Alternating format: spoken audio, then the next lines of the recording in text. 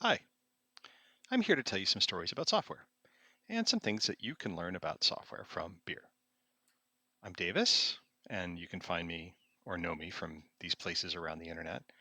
I used to work at Pivotal and Pivotal Labs, among other places, and I'm one of the original authors and maintainers of Jasmine, the older JavaScript testing framework. But let's talk about your software. Remember when you started working on your current project, how easy it was to ship or to just deploy? Good times, right? Tests are green, hit the button, customers are happy, the business is happy, the team is happy. Well, let's fast forward a little bit. You've had some success, which means there's more to build. That means more complexity to manage. Maybe you've added a GitHub action or three, or maybe you've added some orbs to your Circle CI. Times are still good, but the feedback loops have gotten a little longer because of that complexity. But growth continues, and happiness abounds. So let's keep fast forwarding. More success. You now have multiple services, API gateway here, and identity service there. Maybe your GitHub actions have gotten complex enough that you're worried about how to manage them, and you're worrying about K8s pods versus clusters versus namespaces. You have testing pipelines that are taking a lot longer than they used to. The results are good, but there's so much more work than there used to be. You may ask yourself, how did you get here? Did you do something wrong? Hold that thought. Let's take a quick detour and talk about beer as an analogy. Let's say you've picked up homebrewing. Why not? You like beer. It's not too expensive a hobby to start. You can tweak batch to batch, and after some experimentation, you're making better beer. But there are problems. You can only make about 5 gallons of one recipe at a time, and your kitchen is now a mess. So you buy a bottling kit and some bottles, and you clean up between batches, and now you can store your beer. Your inventory is more manageable. The roommates aren't complaining about the kitchen as much. And now you've got 2 or 3 recipes in storage at a time. You can sell beer. Not a lot, but enough that your hobby is now on its way to an all-encompassing side gig. Guess what? You can solve this with contract brewing. Out of your home kitchen, the roommates are very happy, and into a real facility. This brewer is scaled and regulatory compliant. Your incremental costs have gone down because they're buying ingredients in bulk for you. 10 gallons a week is now 100. You've got 4 different recipes going at once and are meeting all your new demand. You are selling a lot of beer, but there are new problems. You've got spreadsheets. You're competing with other customers for scheduling your brewing and bottling. Actions of peer brewers at the facility impact your production, and you're further away from your customer. That case per week you promised your roommate is suddenly harder to guarantee. But more beer means you have more money. Your spreadsheets tell you to build your own brewery. Awesome. You have all of the control and all of the new problems, many of them not directly related to beer. Taxes, merchandise, tours, rats, literally rats. What can we learn from all this beer? That success breeds complexity, not just in software or beer, everywhere. But let's go back to software. When it comes to complexity in software, we have a key advantage: software. Let me explain. I'm going to talk some stories now from the real world, from my experience from a software product called PKS. PKS is a Kubernetes distribution that worked alongside Pivotal Cloud Foundry, a distribution of the open source platform as a service Cloud Foundry. And it let your operators manage 12-factor apps and K8s containerized apps on the same infrastructure with the same interface. Cool stuff. We had all sorts of product building challenges. Why? Complexity. Uh, we had enough of that complexity that we had a team dedicated to getting the product built, Release Engineering, or RELeng. And RELeng was responsible for running the CI/CD that built an installable package so that further validation and testing could happen. This complexity led to some interesting problems, so let's talk about them. First problem, we had UI generated from code.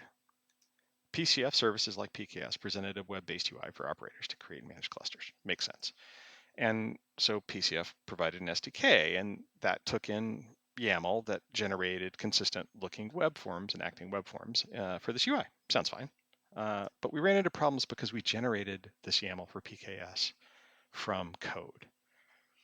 And it was rare that that UI needed to change, rare enough that the product dev team never really remembered which file to touch, which style to use, or even what change to make.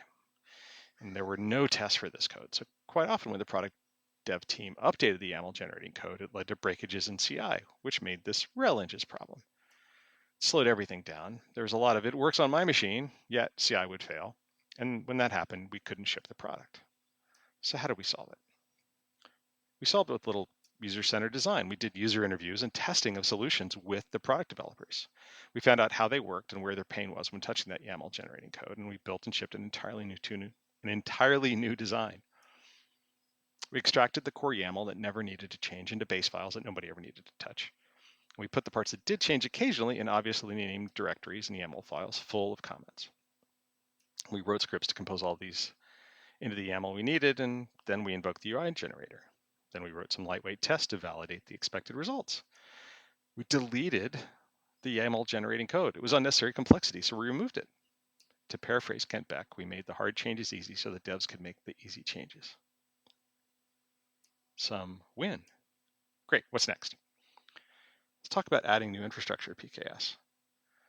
It's a cloud and infrastructure agnostic product. PKS supported Amazon, Google, and 2 versions of vSphere. We had to add support for Azure. Should be easy, right? Sure, but the way the previous work had been done meant that each infrastructure was treated completely differently using the different cloud CLIs, and each infrastructure had been solved as a different problem. Good news here was the industry had caught up with this set of problems. So we threw some DevOps at this. First up, we moved the AWS code to Terraform. This was not hard. And then we looked at a potential shared code and extracted it out. And once AWS was working with this layout, we moved GCP to Terraform, refining the extracted variables for each provider and putting specific code into the cloud-specific templates. And once GCP was working well, it was pretty trivial to add support for Azure. We didn't have Terraform support for vSphere, but this extraction and modularization helped us considerably when infrastructure changes happened.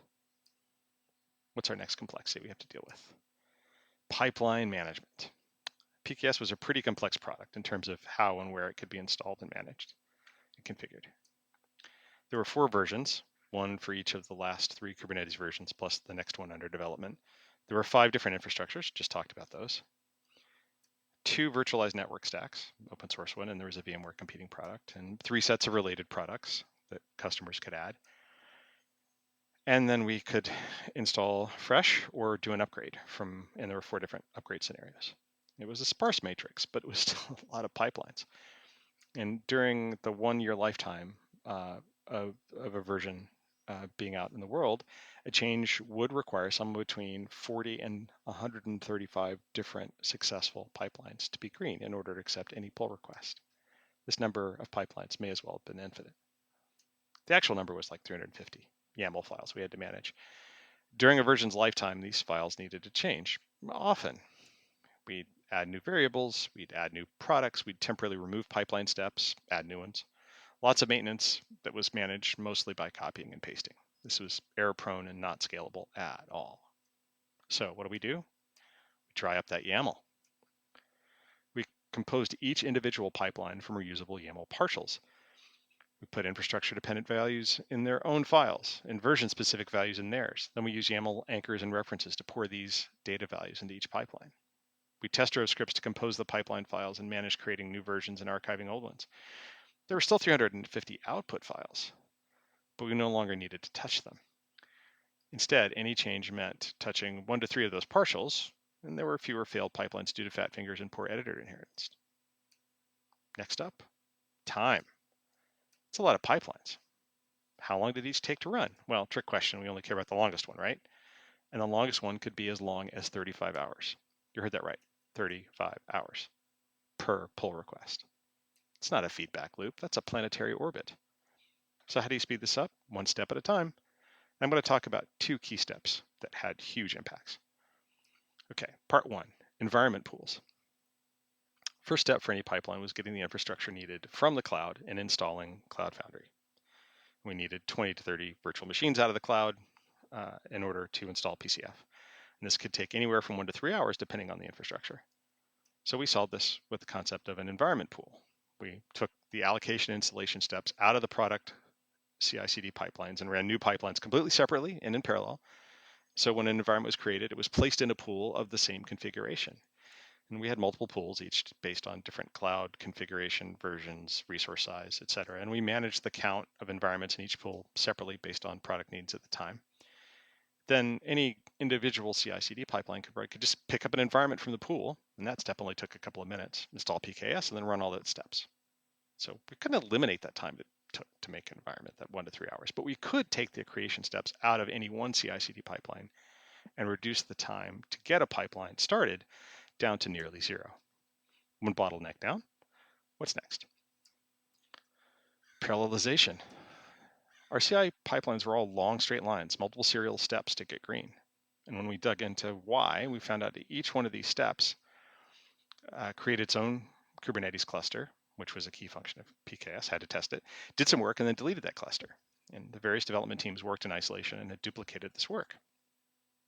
Since most of this usage of the clusters was independent of each other, it's just ripe for consolidation and parallelization. So how can we do this? Well, we added a step in our pipeline that created a cluster and passed it into the steps. And any step that was non-destructive could just use that single cluster. Each step in the pipeline had to be modified to take in and work with that cluster instead. It's fine. And if a step was going to be destructive to the cluster, you could just ignore it, handle its own create delete cycle. But this was rare and still could be done completely independently of the rest of the work. And we'd made all that necessary YAML pipeline changes very quickly because we tried up all that YAML, right? And we worked with the various product dev teams to adapt their tests to this change. All in all, it took a couple of weeks, and we watched the CI pipeline runtime speed up gradually. When all this was done, we took those 35 hours down to 7. Not only was this nearly 80% reduction in time and cloud execution expenditure, it meant that in certain situations, we could start merging more than one PR per product version per day. Great work. Hope you've enjoyed all this, because there are many other stories. So very many. But then what do I hope for you to take back to your team? First is remembering that building the product is part of the product. Hard stop. You're going to reach a point when releasing your product is complex enough that you need to start treat shipping just like any other feature. Be ready for this and put effort behind releasing so that this complexity doesn't slow down the continuous delivering of business value. And second, when you run into those problems, remember that software problems are software problems. All of your team's software skills are available to solve problems around releasing software. Bottleneck analysis, user-centered design, drying up reusable components, abstraction, encapsulation, extraction, all of this works. Use them. How do you think we wind up with DevOps or now data engineering as disciplines? Get big enough, and having a release engineering team to focus on this is one way that you get the leverage you need to manage the headache. And lastly, don't forget to celebrate solving problems, maybe even with a beer. Cheers and thanks.